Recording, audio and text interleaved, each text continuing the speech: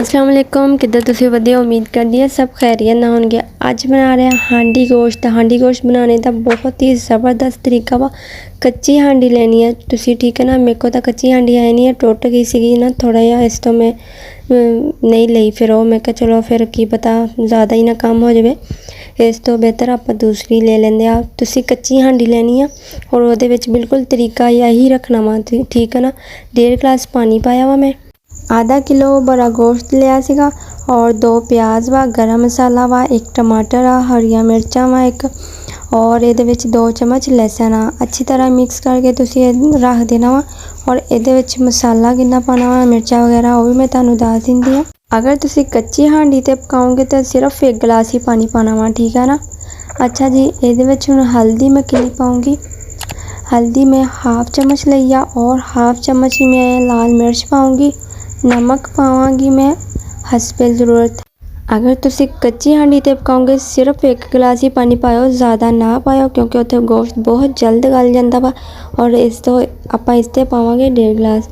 और हल्की अग ते पकाओगे, बार बार चमचा नहीं हिलाउणा, एक दफ़ा तुसीं ढक देनी है ताकि ये अंदर जिहड़े मसाले आपां पाए ना साबत, उहदी खुशबू सिर्फ ये अंदर ही, गोश्त के अंदर ही रच जाए, बाहर बिल्कुल ना निकले।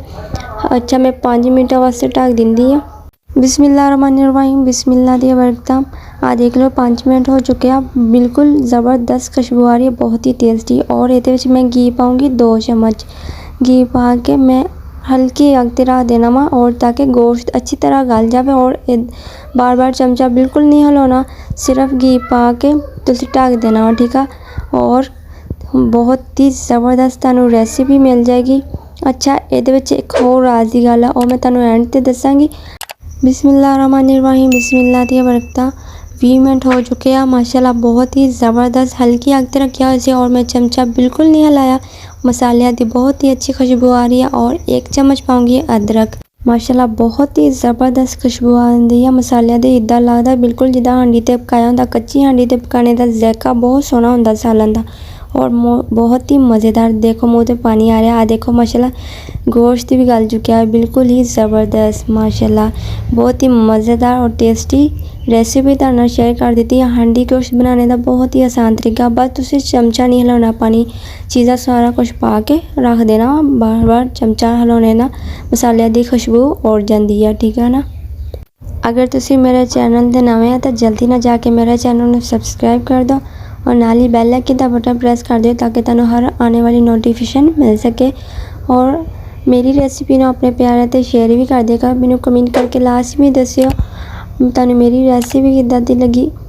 अच्छी तरह बुनाई करनी है तुसीं, बुनाई गोश्त की बिल्कुल परफेक्ट होनी चाहिए ताकि तुहानूं हर चीज़ का जायका मिले।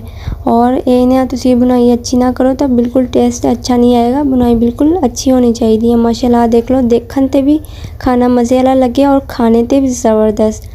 अच्छा जी, हुणे अच्छी तरह बुनाई तो हो चुकी है। हुणे इहदे विच आपां पानी पावांगे। पानी कितना पाना वा, पानी मैं सिर्फ इहदे विच 1.5 गिलास पाऊँगी ताकि मैं 5-10 मिनट वास्ते पकना रख दूँगी। अच्छा जी, शोरबा तुसीं जिन्ना बनाना होगा ना तुसीं अपनी मर्ज़ी नाल बना सकदे आ। मैं 1.5 गिलास पानी पाऊँगी ताकि 1 गिलास जितना पानी रह जाएगा। और 5-10 मिनट वास्ते मैं ढक दूँगी, कवर कर दूँगी, ठीक है ना। बिस्मिल्लाहिर्रहमानिर्रहीम, बिस्मिल्लाह दी बरकतां। माशाल्लाह बहुत ही ज़बरदस्त खुशबू आ रही है। ये मैं साबत 2 हरिया मिर्चा पाई सी, और हाफ चम्मच में गरम मसाला पाऊँगी। माशाल्लाह देख लो तुहाडे सामने हांडी गोश्त बहुत ही ज़बरदस्त बन चुकिया। अगर तुसीं कच्ची हांडी ते पकाओगे इस तो भी ज़्यादा टेस्ट तुहानूं आऊगा, बहुत ही मज़ेदार, बहुत ही ज़बरदस्त रेसिपी है। उम्मीद करदी है तुहानूं पसंद आएगी। मैनूं कमेंट करके लाजमी दस्सिओ, और मेरी रेसिपी नूं अपने प्यारे ते शेयर भी कर दिया करो। अपना बहुत सारा ख्याल रखियो। असीं फिर मिलांगे नवे चस्के दे नाल, नवी रेसिपी दे नाल। ओके, अल्लाह हाफिज़।